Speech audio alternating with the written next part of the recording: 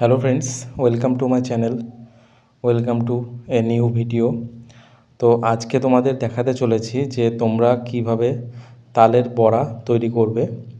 তো আমাদের বাংলায় পাকা তাল দিয়ে সুন্দর সুন্দর তালের বড়া তৈরি করা হয়। তো সেই তালের বড়া তৈরি করার একটা নির্দিষ্ট পদ্ধতি আছে, তো সেটাই তোমরা ভিডিওর মাধ্যমে দেখতে পাবে।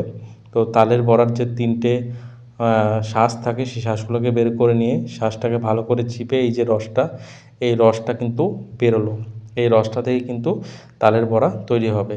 তো প্রথমে চিনি দিয়ে তালের রসটাকে ভালো করে মাখাতে হবে, মাখিয়ে তারপরে ময়দার মধ্যে তালের রসটাকে কিন্তু দিয়ে দিতে হবে, দিয়ে ভালো করে কিন্তু মাখাতে হবে। যতক্ষণ না ভালো করে মাখানো হবে ততক্ষণ কিন্তু তালের বড়া ভালো হবে না। তালের বড়ার টেস্ট কিন্তু নির্ভর করে মাখানোর ওপর। যে যত ভালো করে মাখাতে পারবে তার তত কিন্তু তালের বড়া কিন্তু ভালো হবে। তো দেখতে পাচ্ছ মাখানো হয়ে গেছে। এরপরে কিন্তু গুড় দিতে হবে, আখের যে গুড় বাজারে কিনতে পাওয়া যায়, সে আখের গুড় দিতে হবে এবং তালের রস কিছুটা রাখা ছিল সেটা শেষে দিয়ে ভালো করে মাখালেই কিন্তু তালের মাখা কিন্তু কমপ্লিট। এবার হবে ভাজার পালা। তো কড়াইয়ে তেল দিয়ে দিতে হবে, তেল দিয়ে এক এক করে যে বড়ার সাইজ, সেই বড়ার সাইজে করে ভেজে নিতে হবে।